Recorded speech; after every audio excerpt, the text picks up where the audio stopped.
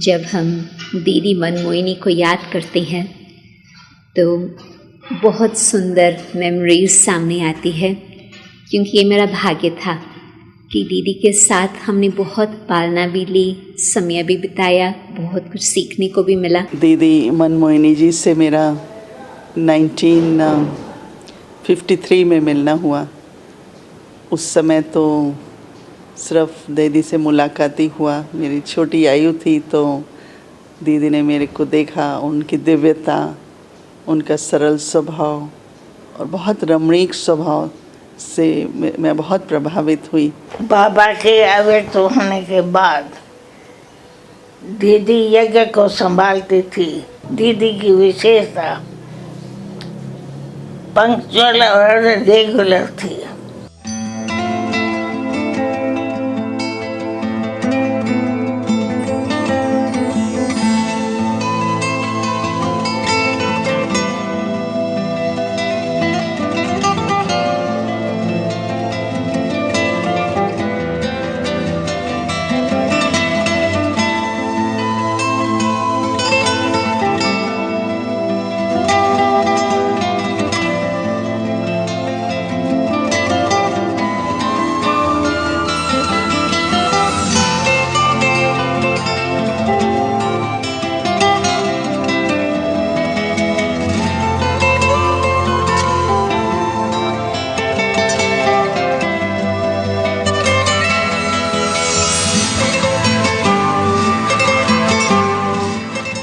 आदरणीय दीदी मनमोहिनी जी के साथ मेरा बहुत ही नज़दीक का संबंध रहा।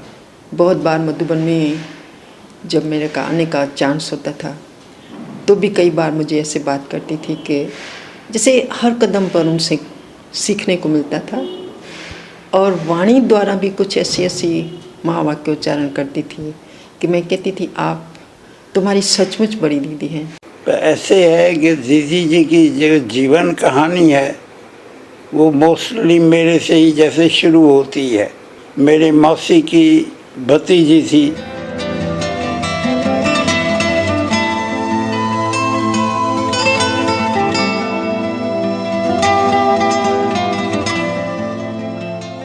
अधिकतर तो हम सभी जब मधुबन आते हैं तो अपनी डायरी पेन साथ में रखते ही हैं, तो अगर डायरी पेन मत आना, सिर्फ तुम आना।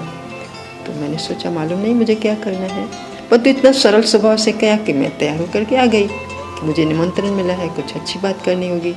मुझे कहा बैठो, आज सवेरे से तुमने जितनी भी क्लास की हैं, मुरली सुनी है, 10 बजे जैसे अभी क्लास चलती है, कुछ मेन पॉइंट सुनो। तो पहले दिन तो मैं डायरी लेकर के गई, का डायरी मत खोलो। तो मैं उन्हें इस प्रकार से सुनाती थी जैसे कि मैं टीचर के रूप में नहीं, परंतु वो मेरी परीक्षा ले रही हैं ऐसे भी नहीं, परंतु एक स्नेह रूप में। और पूरा उनका जो आंखें दृष्टि रहती थी वो मेरे ऊपर ही रहती थी, और जब मैं उठती थी तो बहुत प्यार से कहती थी बहुत अच्छा किया। ओम शांति। देखो, ओम शांति का महामधुर बोल है, हमको प्यारे बाप दादा की महावाक्य याद दिलाते हैं। तो अकाल तख्त पर विराजमान हो जाओ, अपने स्वधर्म की सीट पकड़ लो, तो जैसी रही वृत्ति वैसी रहेंगी दृष्टि, वैसी रहेंगी अवस्था। बोलो, वो प्यारे बाप दादा के मीठे मीठे चेतन फूलों ऐसी समझ रहे हैं, तो आज के जैसे हम चेतन फूलों के बगीचे का सैर कर रहे हैं। सामने हरियाली देखी बड़ी दिल खुश होती है। भिन्न भिन्न प्रकार के फूलों की सुगंध आ रही है। तो ऐसी नहीं सिर्फ बोलते हैं, परंतु ऐसी महसूसता आ रही है जैसे प्यारे बाप दादा के से डायरेक्ट दिव्य जन्म ले, दिव्य गुण धारण करके अब दिव्य कर्तव्य पर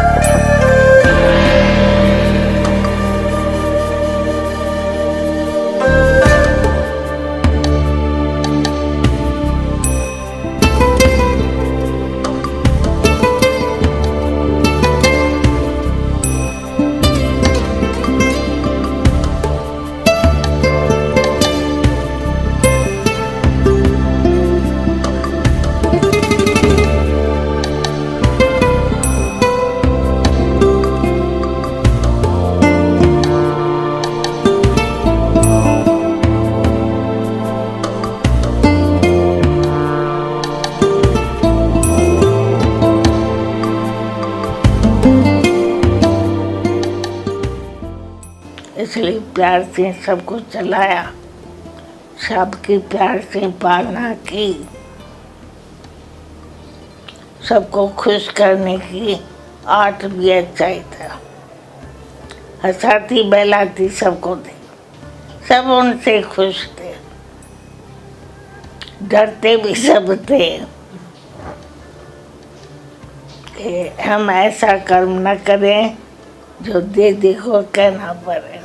ये अक्टूबर 68 की बात है।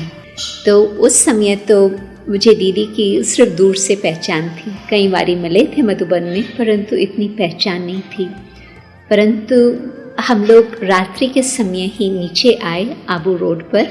उस समय तो अपना आस्थाना नहीं था आबू रोड पर, तो वेटिंग रूम में ही हम बैठे रहे। जो रात्रि की ट्रेन आबू से जयपुर अभी तक भी जाती है, तो उन दिनों की बात है, तो उसके लिए हम इंतज़ार कर रहे थे। और दीदी ने इतना प्यार से अपनी जीवन का अनुभव बैठ कर के सुनाया। मैं सोचती थी दीदी थकी हुई होंगी और दीदी को ज़रूरत नहीं है जो एक के लिए बैठ कर के इतना अपना एनर्जी खर्च करे, परंतु दीदी ने इतना प्यार से बैठ कर के सारा कुछ बताया, जैसे कि दीदी को बिल्कुल कोई बात का संकल्प नहीं है। तो वो सतगुरु किस तरह से एक बल एक भरोसा बाबा का पार्ट है, अपनी जैसे कि सारी जीवन कहानी 1-1.5 घंटे में बैठ के बताई। तो उस समय ही मेरे दिल को तो जीत लिया कि इतनी बड़ी महान विभूति और वो इतना फिर मेरे ऊपर इतना ध्यान रखे, ये एक विशेष अनुभव की बात थी।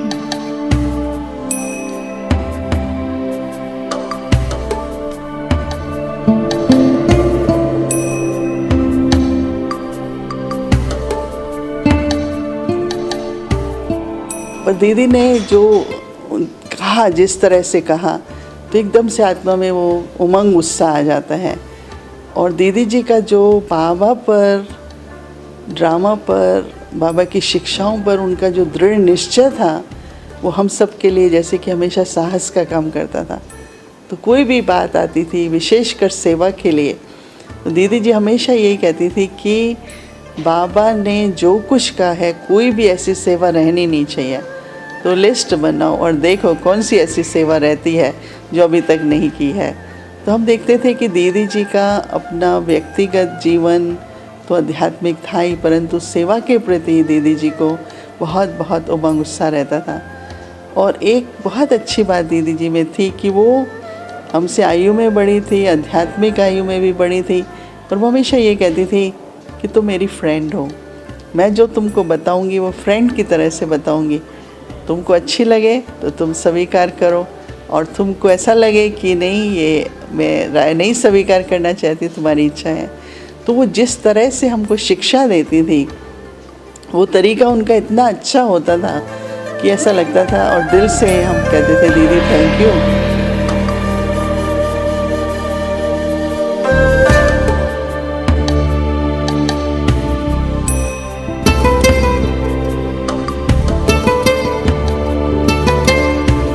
तो जैसे हमको ऐसे दिखाती थी कि हो मेरी सखियाँ, अब मेरे साथ साथ तुम चलो पुरुषार्थ में भी। जैसे हमको बाबा कई बार कहते हैं ना कि कदम में कदम मिला के चलो, श्रीमत पर कदम कदम पर चलो, तो बिल्कुल वही शिक्षाएं हमें देती थी। पत्र व्यवहार भी उनके साथ होता रहता था। तो मुझे कहती थी तुमने तो देखो जो पत्र लिखती हो वो सीखना चाहिए, यानी हर प्रकार की कला।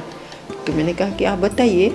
तो कहा जो तुम पत्र शुरू करती हो ना, तो जो बाबा ने आज सतगुरुवार के दिन मुरली चलाई, उन शब्दों से तुम पत्र शुरू किया करो।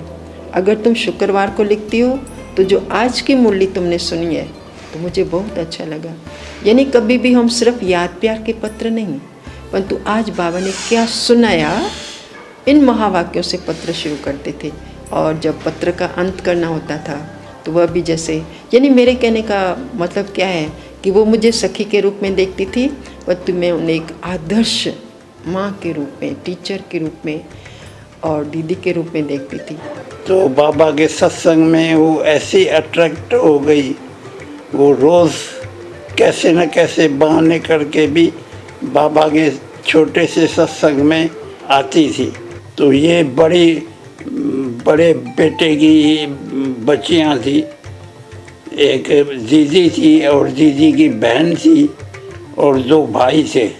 तो दीदी का मेरे साथ बहुत कनेक्शन था, बहुत प्यार था मेरे साथ। तो मेरे को बहुत प्यार भी करती थी और मेरे को अपने साथ लेके जाती थी ओम मंडली में।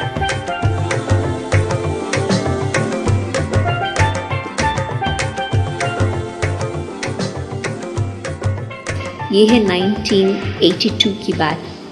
तो दीदी के सामने, मैं साथ में न्यूयॉर्क में थी, तो दीदी के सामने एक माता आई। तो माता ने कुछ इस प्रकार का प्रश्न पूछा कि मैं समर्पण हो जाऊं।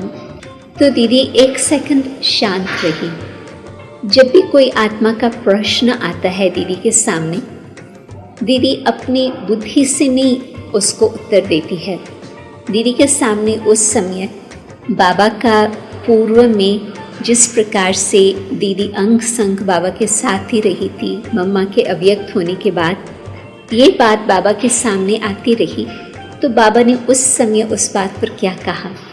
तो दीदी कहती थी कि जब मैं इस प्रकार से अपनी बुद्धि को देखती हूँ और उस आत्मा को ज़रूर उस बात से संतुष्टता होती, तो ये मुझे दीदी की नम्रता, परंतु बाबा के साथ इतना अटूट स्नेह कि बाबा के अव्यक्त होने के पश्चात दीदी ने किस तरह से बाबा को सामने रख कर के, साथी बना कर के इतनी सेवाएं की और अपने बुद्धि को इतना दिव्य बनाया, जो बिल्कुल बाप समान दिव्य बुद्धि, परंतु साथ साथ समर्पण बुद्धि। बाबा क्या कहते, बाबा क्या करते, सदा दीदी का यही संकल्प रहा।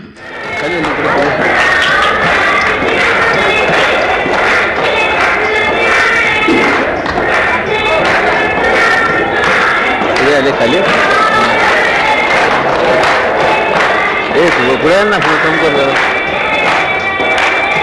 रे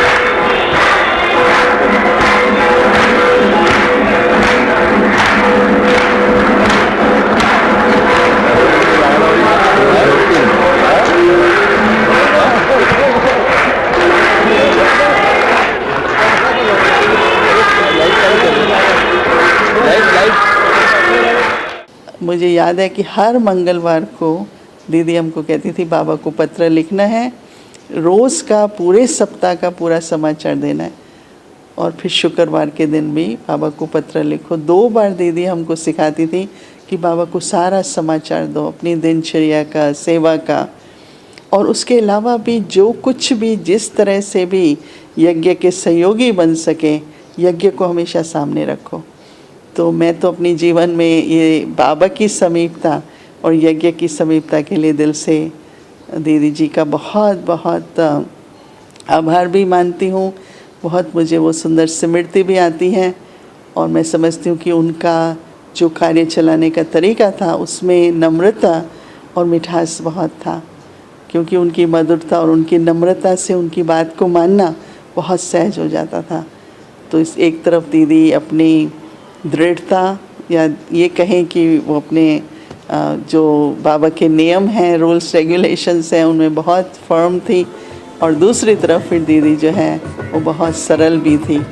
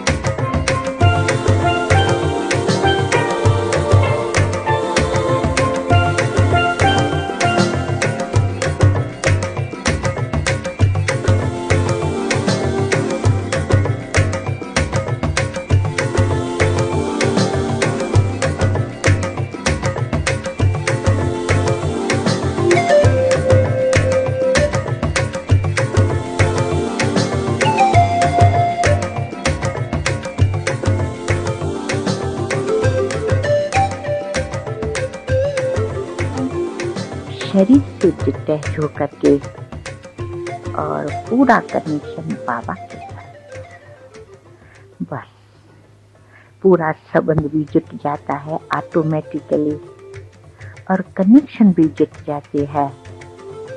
ये सब तब होता है जब मीठे बच्चे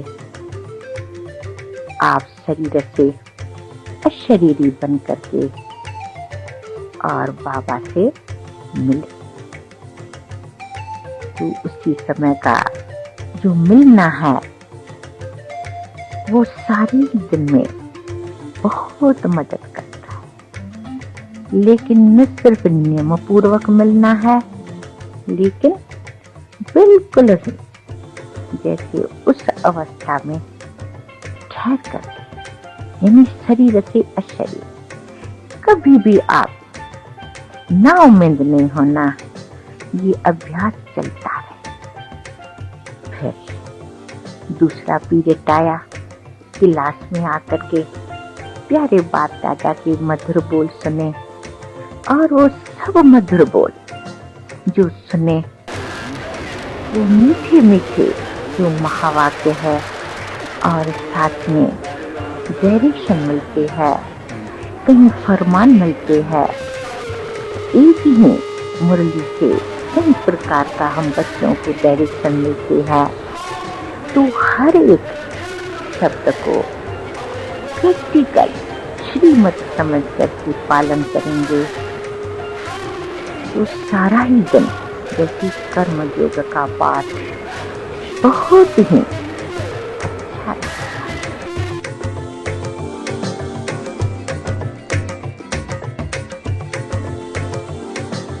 और एडमिनिस्ट्रेशन के अंदर भी उनके अंदर बहुत दृढ़ता थी, यानी कोई भी संकल्प उनके सफल न हो ऐसा कभी हो नहीं सकता था। और मुझे हमेशा कहती थी, देखो तुम सिद्धि स्वरूप आत्मा हो। जब मैं आती थी तो मैं उन्हें बता देती थी कि मुझे क्या क्या करना है, और जाते समय मुझे कहती थी अपना चार्ट ले आओ, दिखाओ मुझे। तो जब मैं दिखाती थी तो कहती थी इसको कहते हैं सफलता मुहूर्त। तुम जो भी संकल्प करके आती हो मधुबन, वो पूरा होने के बिना तुम नहीं जा सकती हो। तुम्हारे सब संकल्प बाबा पूरे करेगा। यानी मेरे इस आध्यात्मिक जीवन के अंदर दीदी जी ने बहुत महत्वपूर्ण पाठ यज्ञ के हर आत्मा के प्रति तो था ही था, पर तू मेरे से जैसे कि दीदी जी का विशेष स्नेह था। अब भी मैं जब बात कर रही हूँ तो मेरे सामने दीदी जी की वही सुंदर मूर्त, वही मुस्कुराहट चेहरे पर, और दृष्टि में तो कमाल थी दीदी के। यहाँ हमको दृष्टि में ये नहीं दिखता था कि दीदी दृष्टि दे रही है, और घंटे घंटे तक बैठकर स्टेज पर योग करवाती थी। नहीं, जिसको अभी हम सकाश कहते हैं, उस समय हम उसको सकाश नहीं कहते थे, पर तो उनकी दृष्टि में कि जैसे मेरी आंख हिलेगी नहीं, जैसे वो दृष्टि दे रही है, मैं लेती जा रही हूँ, लेती जा रही हूँ, लेती जा रही हूँ। और देही अभिमानी स्थिति का जो मैंने अनुभव किया वो तब से, और जब भी अब मैं वो अभ्यास करना शुरू करती हूँ तो सबसे पहले बाबा को तो अवश्य हम सामने रखते ही हैं, पर तो अपनी आदरणीय दीदी मनमोहिनी को भी सदियों में सामने रखती हूँ, क्योंकि उन्होंने बिल्कुल बाप समान अपने जीवन को, और हमें भी वैसी प्रेरणा दी कि हम भी अपना जीवन उनको देखते देखते दीदी के समान और बाप समान बन ही जाएंगे।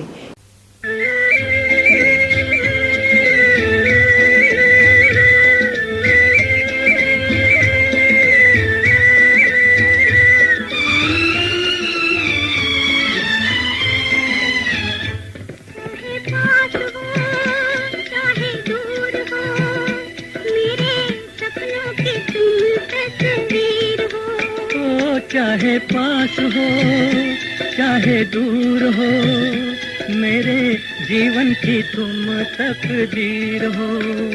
चाहे पास हो चाहे दूर हो, मेरे सपनों की तुम तकदीर हो।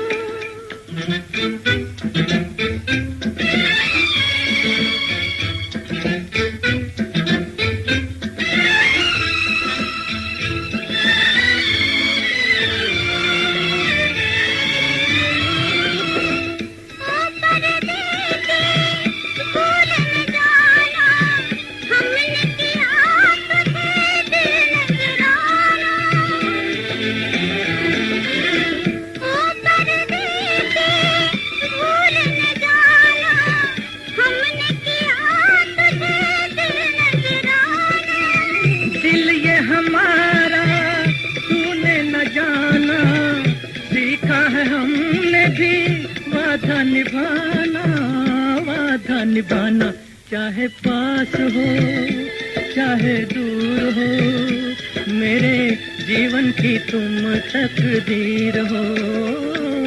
चाहे पास हो चाहे दूर हो, मेरे सपनों की तुम तकदीर हो।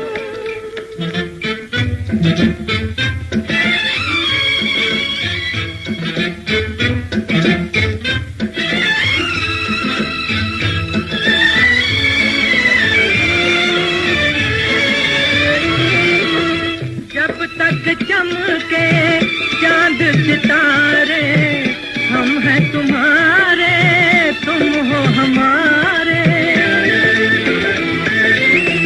जब तक चमके चांद सितारे, हम हैं तुम्हारे तुम हो हमारे।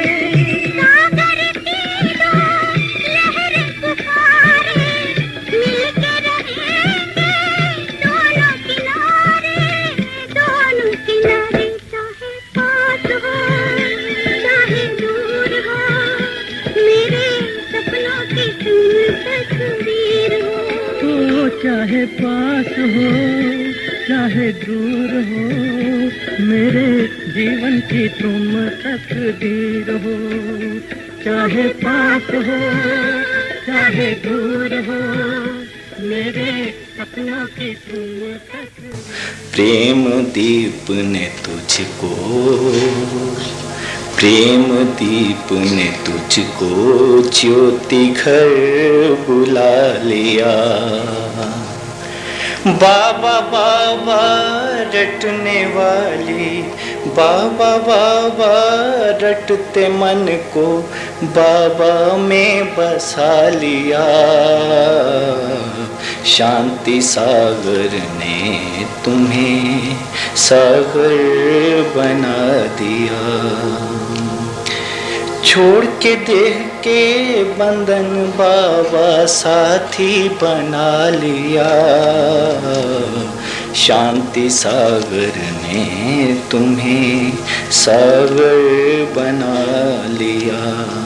ओ मीठी दीदी मीठे मधुबन वाली, एक नजर से उड़ाने वाली, वतन की सैर कराने वाली।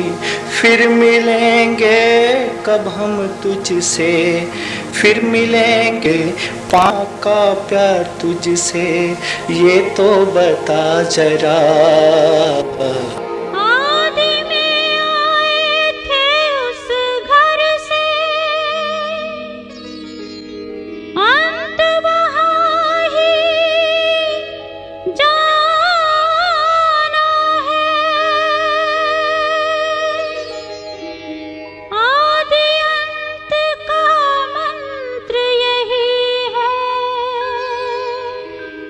सबको यही सुनाना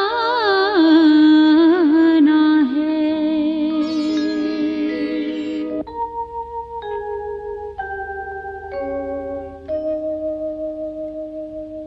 अब घर जाना है कि अब घर जाना है, अब घर जाना है कि अब घर जाना है।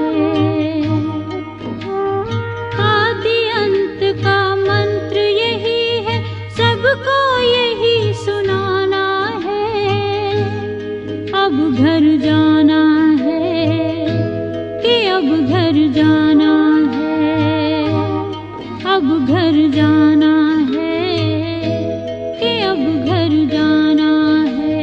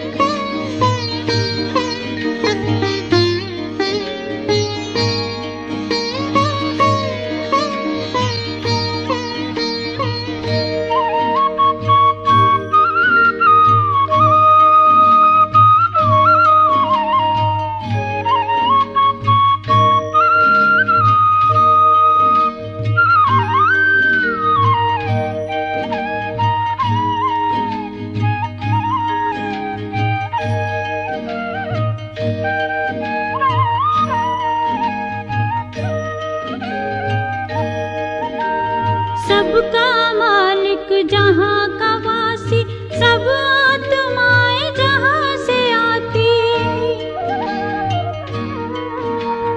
जिस घर के हम सब हैं भांति, जहाँ आत्मा शांति पाती। शांति धाम या ब्रह्मलोक वो, शांति धाम उसे न कभी भुलाना है। अब घर जाना है कि अब घर जाना है, अब घर जाना है कि अब घर जाना है।